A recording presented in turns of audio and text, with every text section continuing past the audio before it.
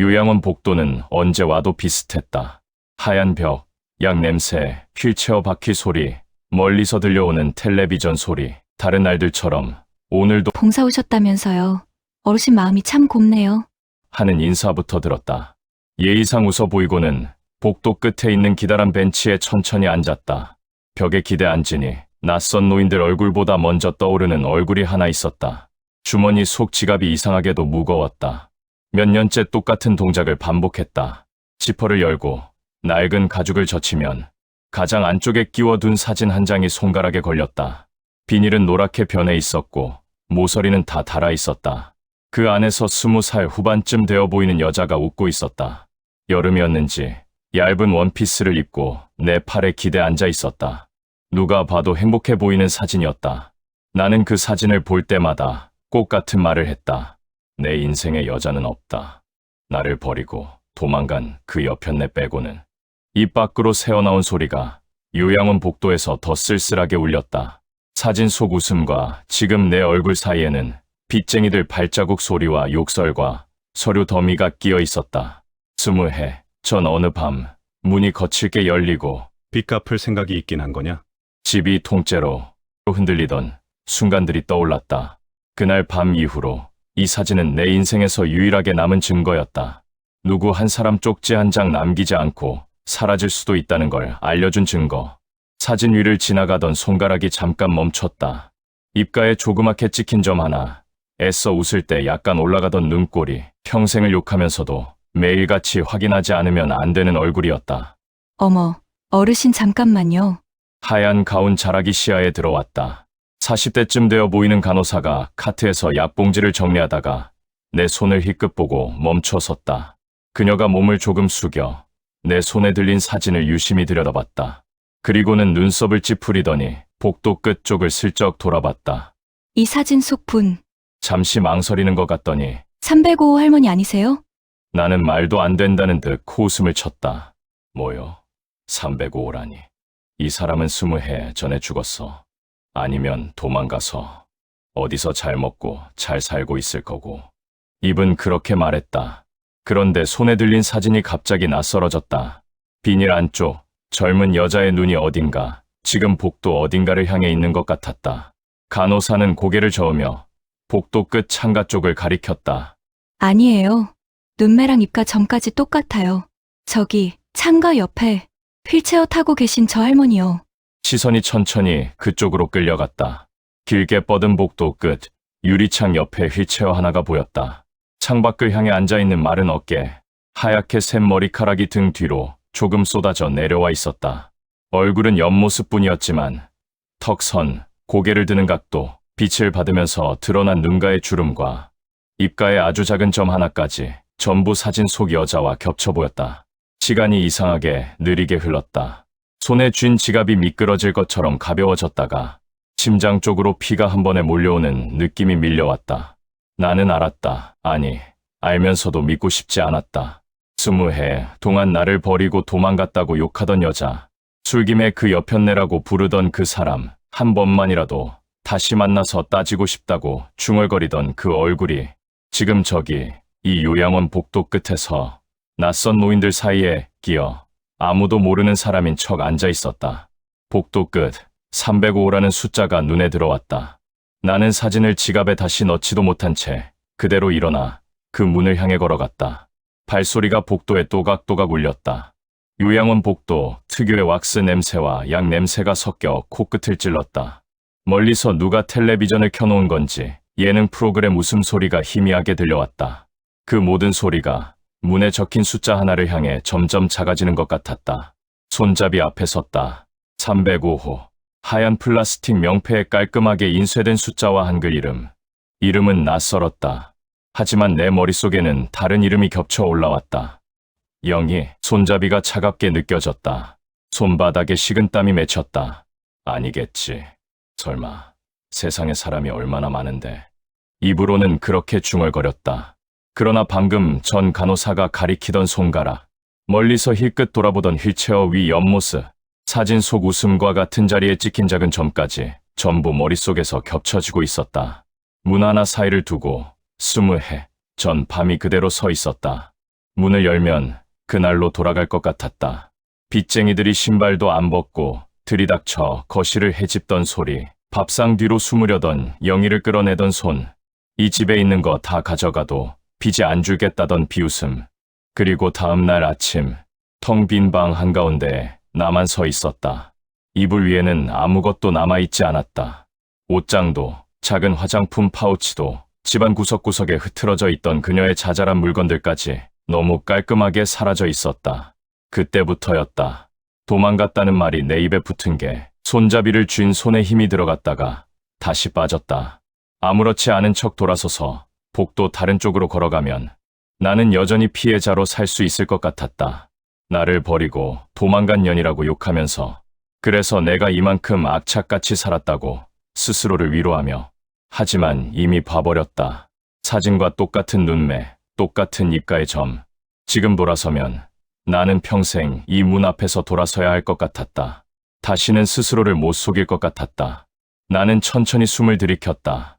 이 문을 열기 전으로는 이제 돌아갈 수 없다는 걸 알면서도 그래, 확인은 해야지. 손목에 힘을 주어 손잡이를 아래로 눌렀다. 찰칵, 작고 가벼운 소리가 났다. 생각보다 문은 쉽게 열렸다. 안쪽에서는 산속이 돌아가는 소리와 주기적으로 삑하고 울리는 기계음이 먼저 나를 맞았다. 깨끗하게 정리된 흰 침대, 창가로 스며드는 부드러운 빛. 나는 문턱을 넘지 못한 채 문틀에 손을 걸고 서 있었다. 병실 안쪽에서 누워있던 사람이 천천히, 아주 천천히 머리를 돌리기 시작했다. 그 얼굴을 마주 보는 순간 나는 내가 30해 동안 붙잡고 살던 모든 말이 거짓말이었을지도 모른다는 생각을 처음으로 했다. 병실 안공기는 복도보다 더 차가웠다. 창가 쪽 침대 하나, 벽 쪽으로 붙은 작은 옷장, 머리맡에 매달린 산소기와 주황색 호출 버튼. 나는 문턱을 겨우 넘어섰다. 침대 위 사람은 반쯤 기대 앉아 있었다. 창밖을 보고 있다가 문이 열리는 소리에 천천히 고개를 돌렸다. 그 얼굴을 보는데 오래 걸리지는 않았다. 주름이 아무리 깊게 패여 있어도 눈과 입이 닮은 사람은 딱 한 명뿐이었다. 눈꼬리가 살짝 올라가던 버릇, 웃을 때보다 화날 때 더 도드라지던 입술 라인, 세월이 그 위에 겹겹이 덮였지만 뼈대는 그대로였다. 영. 목소리가 먼저 나왔다. 스스로도 놀랄 만큼 자연스럽게 욕을 할 때도 속으로 부를 때도 한 번도 제대로 내뱉지 못했던 이름이 혀끝에서 미끄러져 나왔다. 영이야. 침대 위 여자의 눈이 커졌다. 초점이 잠깐 또렷해졌다가 순식간에 두려움으로 젖었다. 안 돼. 그녀는 숨을 짧게 들이켰다. 그리고 곧바로 손을 뻗어 이불을 목까지 끌어올렸다. 안 돼. 안 돼. 나가요. 여기 오면 안 돼. 당신까지. 링거 줄이 팔에 매달린 채 덜그럭거렸다. 바늘이 더 깊이 박힌 건지 얼굴이 순간 찡그려졌지만 그녀는 아픈 표정조차 제대로 지을 틈 없이 이불을 머리 위까지 뒤집어 썼다. 마치 경찰이 들이닥친 줄 안 사람처럼, 마치 지금 이 병실이 20해 우리 집 것인 것처럼. 나는 그 꼴을 보고 가슴 안쪽에서 묵혀둔 분노가 한꺼번에 끌어올랐다. 그래, 그렇지. 도망갈 땐 언제고 이제 와서 숨기만 하면 되는 거지. 발이 저절로 침대 쪽으로 옮겨졌다. 나는 이불 끝을 거칠게 움켜쥐었다. 그동안 어디 가서 잘 먹고 잘 살았냐? 응? 나 혼자 빚쟁이들한테 끌려다닐 때 당신은 어디 있었냐고. 이불이 획 젖혀졌다. 침대 위 얼굴이 적나라하게 드러났다. 온몸에 살이 빠져 뼈대만 남은 듯한 볼, 입술이 바짝 말라 갈라진 입. 하지만 그 입과 오른쪽 아래, 사진 속에서 반달처럼 올라가던 미소 옆에 찍힌 그 작은 점 하나는 여전히 제자리에 있었다. 그녀는 숨이 찬 사람처럼 가쁘게 숨을 몰아쉬었다. 눈이 이리저리 흔들리다가 결국 내 얼굴에 멈췄다. 당신. 입술이 떨렸다. 소리는 너무 작았지만 나는 그 한 단어만으로도 가슴이 철렁 내려앉았다. 당신이 여길 왜 와? 안 돼. 나가. 그녀는 내 쪽으로 다가오지도 손을 뻗지도 못한 채 마치 침대 머리 위 벽을 더 뒤로 밀어붙일 수 있기를 바라듯 몸을 뒤로 자꾸 밀어붙였다. 왜? 이제 와서 내가 무서워? 20해 전에는 하나도 안 무서웠으면서. 내 목소리가 병실 벽을 튕겼다. 머리맡에 걸린 작은 시계가 덜컹거릴 것처럼 크게 울렸다. 쪽지 한 장, 말 한마디라도 남기고 나갔으면 내가 오늘 이렇게까지는 안 했을지도 몰라. 근데 당신 진짜 깨끗하게 사라졌잖아. 빚도, 집도, 나도 다 놔두고. 그녀는 두 손으로 이불 끄트머리를 움켜쥐고 있었다. 손등에는 세월이 새겨놓은 검버섯이 점점이 박혀 있었다. 그 손이 그렇게 떨리는 건 죄책감 때문인지 병 때문인지 알 수 없었다. 당신 오면 안 돼. 그녀가 겨우 말을 이었다. 여긴 당신까지 오면 또 잡혀가 또. 말끝이 흐려졌다. 그녀의 머릿속은 아직도 어디에 갇혀 있는 것 같았다. 빚쟁이들이 집안을 뒤지던 그날 밤에 나는 비웃음 섞인 숨을 내쉬었다. 이제 와서 누가 날 잡아가? 이젠 나 건물주야. 사장님 소리 듣고 산다고. 말은 그렇게 내뱉었지만 속은 전혀 시원하지 않았다. 그녀가 아직도 20해 전 그 밤에 머물러 있다는 사실이 이상하게도 나를 더 화나게 만들었다. 침대 위 한쪽 베개가 내 손등에 살짝 밀렸다. 베개가 조금 옆으로 밀리면서 그 아래에 숨겨져 있던 모가 흰 천 아래에서 어렴풋이 윤곽을 드러냈다. 얇은 종이 모서리가 천 사이로 살짝 삐져나와 있었다. 나는 아직 그게 뭔지 몰랐다.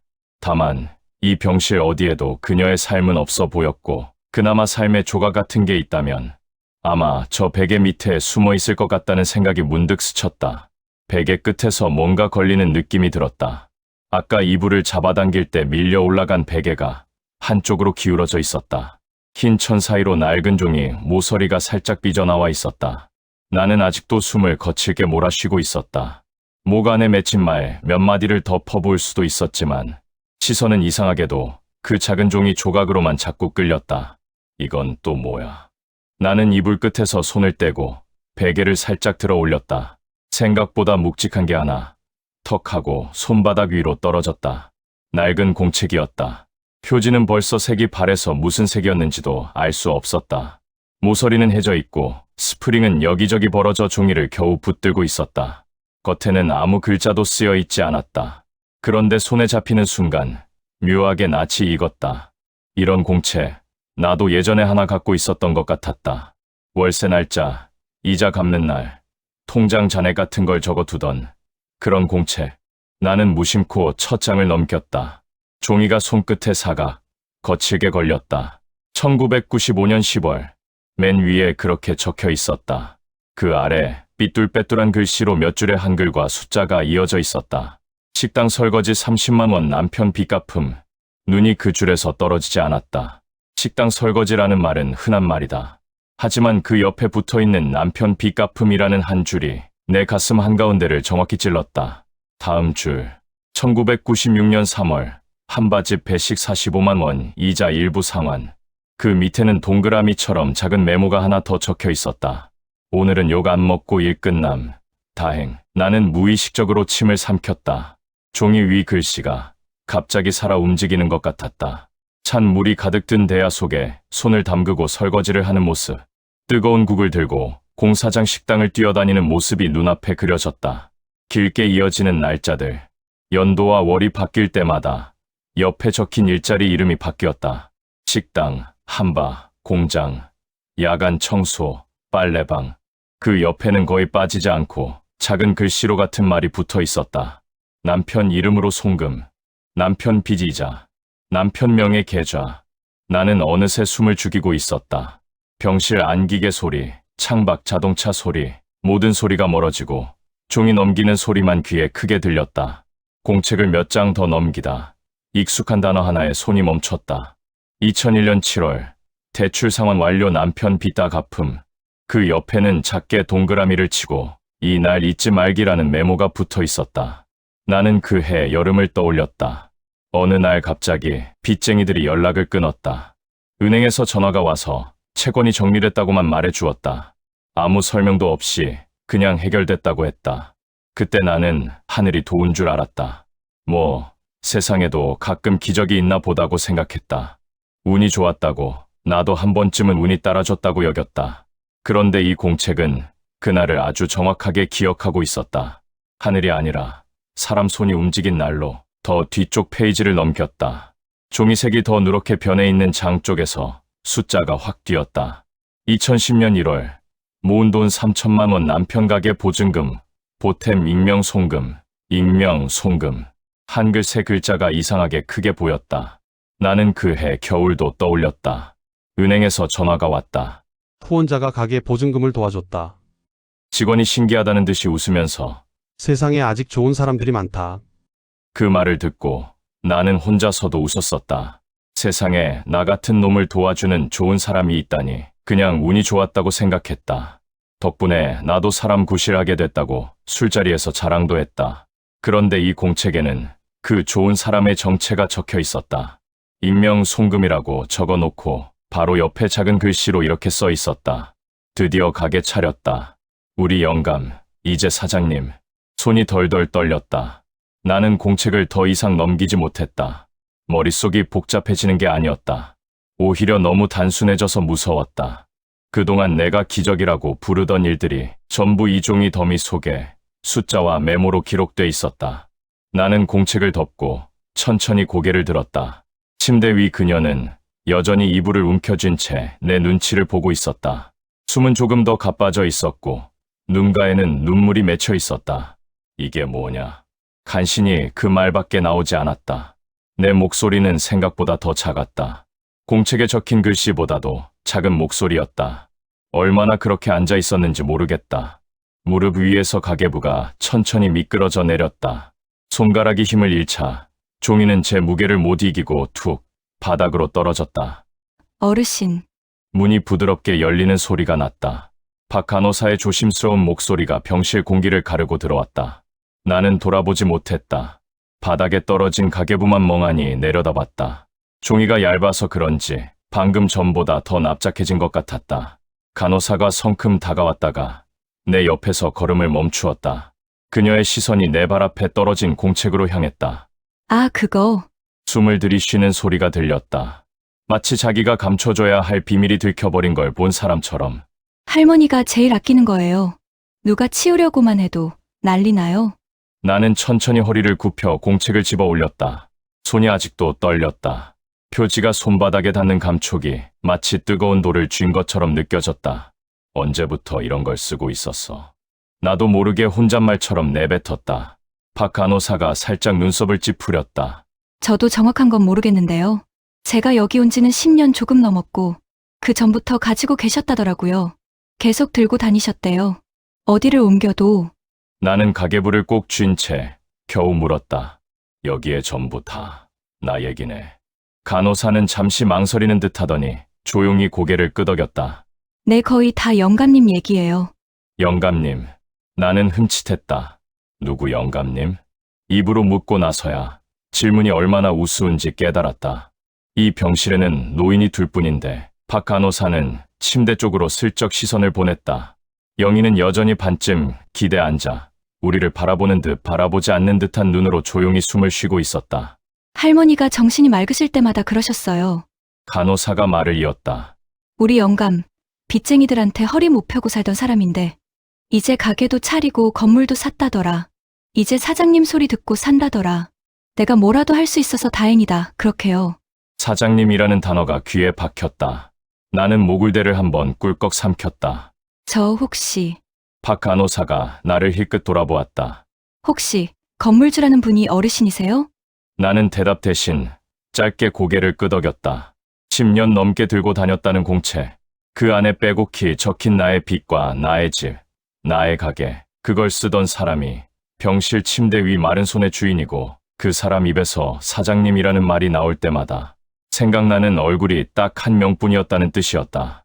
박 간호사는 작게 숨을 내쉬었다. 그럴 줄 알았어요. 할머니가 말씀하실 때마다 그 영감님 얘기가 너무 자세해서요. 언제 어디가 압류 들어왔고 어디 빚이 언제 정리됐고 심지어 어디에 가게를 차렸는지까지. 나는 그제야 기억이 났다. 처음 가게 문을 열던 날 대출 서류에 도장 찍으면서도 손이 덜덜 떨리던 순간 익명 후원자라는 말을 들으며 나도 이제 복이 트인 거다라고 혼자 흥분하던 밤, 그때 내가 제일 먼저 한 말이 뭐였더라. 세상이 아직 살만하다니까. 그랬다. 세상을 고마워했다. 하늘을 고마워했다. 동네에 보이지 않는 좋은 사람을 고마워했다. 단 한 번도 이 사람을 떠올리지는 않았다. 할머니가요. 박 간호사가 다시 말을 이었다. 정신이 맑으실 때는 늘 같은 말씀을 하셨어요. 나는 숨을 멈추고 그 다음 말을 기다렸다. 우리 영감, 빚 다 갚고 사람 구실하게 만들어줬으니 나는 이제 죽어도 여한 없다. 나 같은 건 몰라도 된다. 저 사람 이름이 어디서 욕 대신 칭찬 한 번만 들으면 그걸로 됐다. 이런 말이요. 그 말이 끝나는 순간 내 안에서 뭔가가 완전히 부러지는 소리가 났다. 나는 이제야 알았다. 평생 나는 그 사람을 욕하면서 살았다. 도망간 년, 배신자. 나를 버리고 도망간 여편네. 술만 마시면 입에 올리던 말들이었다. 그래야 내가 불쌍해 보였고, 그래야 내가 이만큼 악착같이 살아온 이유가 되는 것 같았으니까. 그런데 이 사람은 단 한 번도 나를 그렇게 부르지 않았다는 사실을 지금에서야 알았다. 이 공책 안에서, 그리고 이 병실 공기 속에서 나는 언제나 남편이었고 영감이었다. 내 이름은 욕이 아니라 기도처럼 불렸을지도 모른다. 나는 더 이상 서 있을 수가 없었다.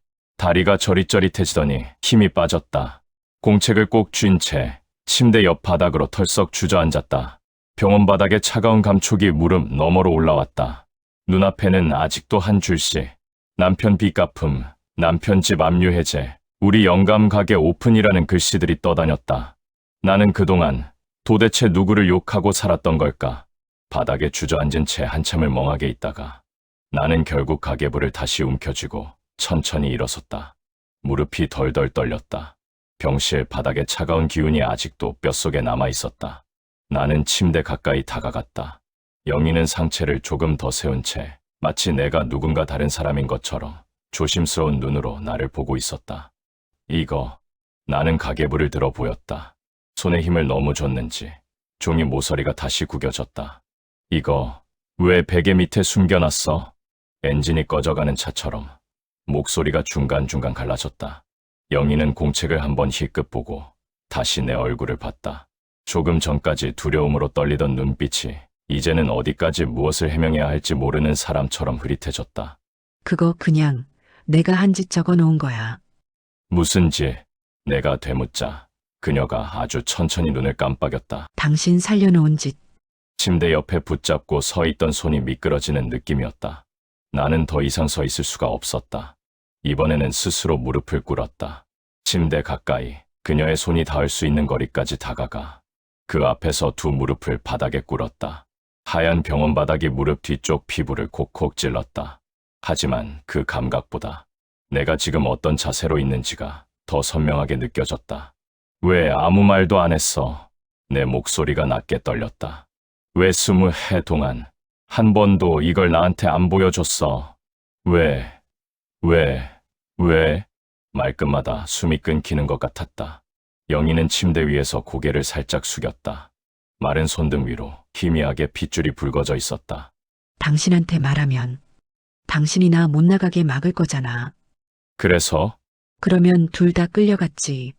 그녀는 마치 아주 오래전부터 준비해온 답을 읊조리듯 말했다. 누군가는 밖에 있어야 돈을 벌든 도망을 가든 하지. 당신은 그때 이미 너무 지쳐 있었어. 내가 보기엔 한 발짝도 더 못 움직일 것 같았어. 그 말이 칼처럼 가슴에 박혔다. 나는 그때를 떠올렸다. 쓰러지듯 누워있던 밤들, 일을 나가야 하는데 일어나지지 않던 아침들, 그냥 이대로 잡혀가든가 말든가 하는 말을 아무렇지 않게 내뱉던 내 모습을, 그 옆에서 이 사람은 내가 보지 못하는 시간에 설거지를 하고 배식을 하고 청소를 하고 손을 불리는 무리를 하며 한 줄씩 가계부를 채워나가고 있었던 거였다. 그래도 나는 목구멍에서 끌려 나온 소리로 겨우 말했다. 그래도 한마디쯤은 어디로 간다고, 왜 간다고 나한테 말은 했어야지. 영희가 고개를 천천히 저었다. 말하면 당신이 날 못 가게 잡았을 거잖아. 그러면 당신은 나 때문에 진짜로 인생 끝났을지도 몰라. 눈가가 젖어 있었다. 그녀는 눈물을 닦을 새도 없이 마른 입술로 간신히 말을 이었다. 누군가는 욕을 먹어야 누군가는 살아남지. 나는 욕먹는 쪽이 더 잘 어울렸어. 그 말을 듣는 순간 내 입 안에서 30해 동안 써먹던 욕들이 한꺼번에 제로편에 떨어져 나가는 것 같았다. 이 미련한 사람아, 나는 결국 그녀의 손을 두 손으로 감싸 쥐었다. 마른 손이었는데 이상하게도 뜨겁게 느껴졌다. 도망간 게 아니었네. 나 버리려고 나간 게 아니었네. 나 살리려고 당신이 대신 도망자가 된 거네. 말을 하다가 더 이상 입이 떨어지지 않았다. 눈물이 앞을 가려 영의 얼굴이 번져 보였다. 나는 그 손등에 이마를 갖다 댔다. 내 얼굴에 닿는 피부가 거칠게 느껴졌다. 그 거친 촉감 속에 세월 동안 마른 설거지 물과 찬 바람, 비똑촉 전화 소리가 함께 스며 있는 것 같았다. 미안하다. 처음으로 그 말을 했다. 20해 동안 나를 살린 사람 욕하면서 살았네. 내가. 영희의 손가락이 살짝 움직였다.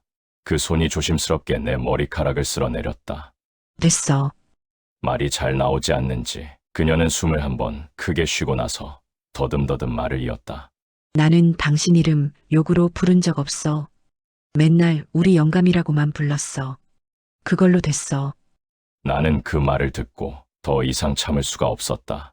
바닥에 꿇은 두 무릎이 더 깊이 내려앉았다. 어깨가 흔들렸다. 소리가 안 나오는 울음이 가슴 속에서 터져나왔다. 세상에서 제일 늦은 사과가 그 좁은 요양원 병실 안에서 겨우 입 밖으로 흘러나오고 있었다. 다음 날 아침 나는 집에 한 번도 들르지 않은 채 다시 요양원으로 갔다. 밤새 한숨도 제대로 못 잤다. 눈을 감으면 가계부에 빼곡히 적힌 글씨와 우리 영감이라는 말이 번갈아 떠올랐다. 복도 끝 원장실 앞에 서니 문 옆에 붙은 작은 명패가 눈에 들어왔다. 원장실. 하얀 종이에 검은 글씨, 그 아래 조그맣게 인쇄된 이름. 나는 문을 두드렸다. 들어오세요. 안쪽에서 낮고 단정한 목소리가 들렸다. 나는 문을 열고 조심스레 들어갔다. 사방 벽에는 각종 인증서와 감사패가 한글로 빼곡히 걸려 있었다. 큰 책상 위에는 환자 기록 파일과 서류철, 모니터, 전화기. 책상 너머에 앉은 50, 60대 남성이 안경 너머로 나를 바라봤다. 무슨 일이신지요? 보호자분? 나는 의자에 앉으라는 손짓을 받았지만 굳이 앉지 않았다. 대신 품에서 하나를 꺼냈다. 통장 한 권과 도장. 이거 앞으로 여기 들어갈 돈입니다. 원장이 살짝 눈을 치켜떴다.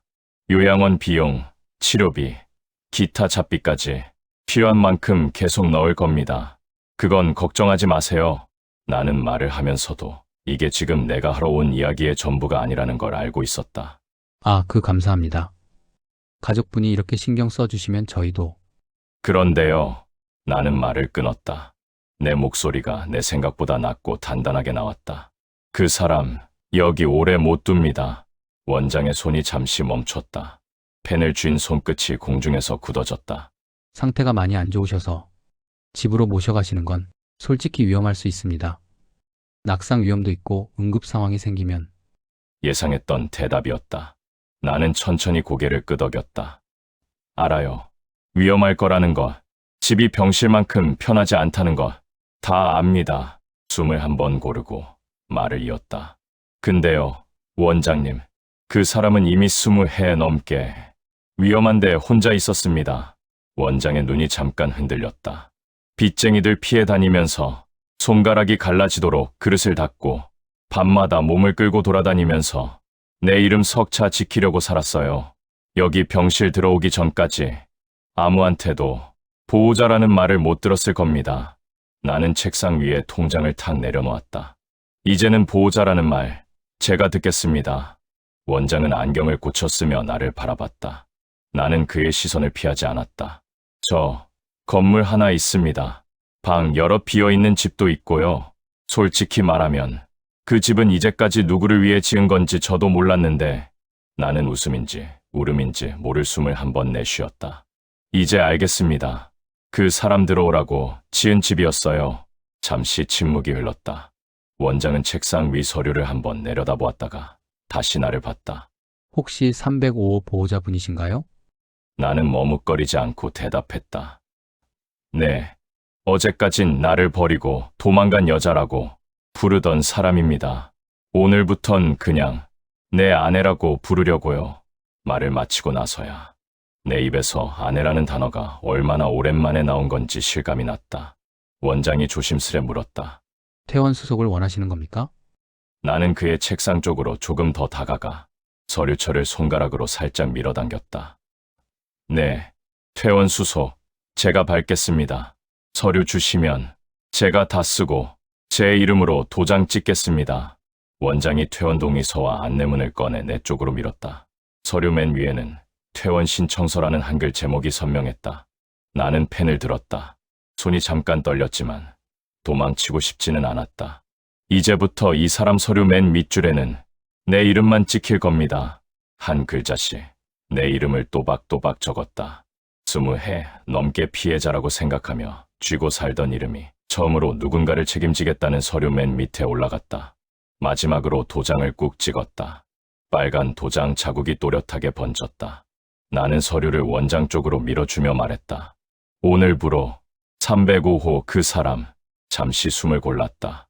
내 아내, 내가 데려갑니다. 그 말을 하고 나니 가슴 한쪽이 조금은 가벼워지는 것 같았다. 무게가 사라진 게 아니라 이제야 제대로 짊어졌다는 느낌에 가까웠다. 퇴원 수속은 생각보다 금방 끝났다. 명찰을 떼는 소리, 서랍을 정리하는 간호사 손놀림, 휠체어 발판을 접는 바퀴 소리들이 병실 안을 가볍게 흔들었다. 침대 옆에 서서 기다리는데 영희가 내 얼굴을 올려다봤다. 요양원 환자복 위로 얇은 겉옷을 걸친 모습이 낯설면서도 오래전 집 앞마당에서 앞치마를 두르고 서 있던 모습과 묘하게 겹쳤다. 휠체어 타고 나가면 돼. 작게 그런 말을 했다. 숨이 약간 새는 목소리였다. 대답 대신 몸을 돌렸다. 허리를 낮추고 침대 가장자리에 최대한 가깝게 섰다. 등에 업힌 지가 몇 년 만인지 모르겠네. 조용히 한마디 건넸다. 뭘 늙은 사람을 물어봐. 손길이 어깨 쪽으로 더듬더듬 다가왔다. 팔을 걸어주자 몸무게가 천천히 등에 얹혔다. 생각보다 가벼웠다. 무거워? 귓가에서 속삭이듯 물었다. 평생 짊어졌던 것보다야 가볍다. 말이 끝나자 등 뒤에서 숨소리가 짧게 흔들렸다. 웃는 건지 우는 건지 분간이 안 되는 소리였다. 요양원 복도를 먼저 지나갔다. 하얀 벽을 따라 걸음을 옮길 때마다 며칠 전 벤치에 앉아 사진을 꺼냈던 자리가 눈에 들어왔다. 그때는 지갑 속 흑백 사진만 들여다보고 있었는데 지금은 그 사진 속 사람이 등에 엎여 있었다. 정문 앞에 도착하자 자동문이 조용히 열렸다. 유리문 위쪽 한글로 적힌 요양원 간판이 빛을 받으며 반짝였다. 발을 내딛자 바깥 공기가 한 번에 밀려 들어왔다. 약 냄새 대신 흙 냄새와 차 매연, 멀리서 끓는 국 냄새가 섞인 겨울끝 공기였다. 택시에서 내려 집 앞 골목으로 들어서는 순간 어깨 위에서 숨이 조금 깊어졌다. 여기가 거기야? 어디? 사람들이 당신더러 사장님이라고 부른다는 그 건물. 응, 이제부턴 둘이 사는 집. 대문 문틀에 박아둔 작은 초인종 옆에는 주택이라는 한글 글씨가 붙어 있었다. 예전에는 그냥 붙여둔 이름이었는데 오늘 처음으로 이 글씨가 제자리를 찾은 것처럼 보였다. 방 안정리를 어느 정도 마치고 나니 해가 기울어 있었다. 마당 끝 평상 위에 담요를 깔고 전기포트로 끓인 물에 티백을 넣었다. 김이 천천히 올라왔다. 영희를 평상에 기대 앉혀주고 담요를 무릎 위에 덮어줬다. 잔을 조심스럽게 건네자 두 손으로 감싸 쥐었다. 집이네. 잔 가장자리에 입술을 가져가던 손이 잠깐 멈췄다. 요양원도 방은 있었잖아. 거긴 그냥 누워있는 데였지. 짧은 대답이었지만 그 안에 오래 쌓인 시간이 같이 담겨 있는 것 같았다. 잠시 말이 끊겼다. 마당 끝 감나무 가지가 바람에 살짝 흔들렸다. 전선 위에 앉은 새 한 마리가 울다가 날아갔다. 영희가 조용히 물었다. 내가 괜히 당신 인생 꼬아놓은 건 아닌지 가끔 그런 생각이 나. 잔을 내려놓는 소리가 나무 위에서 작게 났다. 언제? 빚 갚아주고 가게 차리고 건물까지 샀다는데. 그래도 당신 입에서 내 얘기 나올 때마다 욕이었잖아. 멀리서 들을 때도 좀 아프더라. 대답 대신 손을 뻗어 그녀의 손 위에 포겠다. 차가운 공기에 노출된 손등이 천천히 따뜻해졌다. 욕해야 버티겠더라. 솔직한 말이 먼저 나왔다. 도망간 사람이라고 생각하면 내가 조금 덜 한심해 보일 것 같아서 그래야 남한테 떠벌릴 말도 생기고 손에 힘을 살짝 주었다. 근데 이제 알았다. 도망간 사람이 아니라 대신 나가준 사람이라는 걸. 영희가 고개를 숙였다. 눈가에 얇게 맺힌 물기가 담요 쪽으로 떨어질까봐 그쪽으로 시선을 일부러 두지 않았다. 미안하다는 말은 이미 병실에서 수십 번쯤 했다. 입으로 덧붙인다고 해서 더 진해지는 종류의 말이 아니란 것도 알았다. 대신 다른 말을 꺼냈다. 이제부터는 같이 욕먹자. 영희가 고개를 들었다. 혼자 나가서 욕먹는 건 끝. 이젠 둘이 같이 늙고, 같이 욕먹고, 같이 늦게 일어나고, 같이 아프자. 입가가 아주 조금 올라갔다. 늙어서 시작하는 신혼이네. 원래 늦게 오는 차가 제맛이다. 괜히 그런 말을 붙였더니 둘 다 동시에 숨을 내쉬며 웃음 비슷한 소리를 냈다. 짧은 웃음 끝에 마음 어딘가에 쌓여있던 찌꺼기들이 조금씩 내려앉는 느낌이 났다. 어느 순간 손가락이 저절로 움직였다. 담요 속에서 영희 손가락을 한 번 더 꼭 잡았다. 20해 동안 지갑 속 사진만 쥐고 다니며 혼자 버텼다면 지금은 그 사진 속 주인을 옆에 두고 숨을 쉰다. 빛이 완전히 지기 전에 하늘이 조금 더 푸르게 남아 있었다. 마당 끝으로 떨어지는 저녁빛이 담요 위, 손등 위에 얇게 내려앉았다. 그날 알았다. 도망간 사람을 욕하며 살던 20해보다 늦게 돌아온 사람 손 한 번 더 잡고 사는 남은 날들이 훨씬 길게 느껴질 거라는 사실을.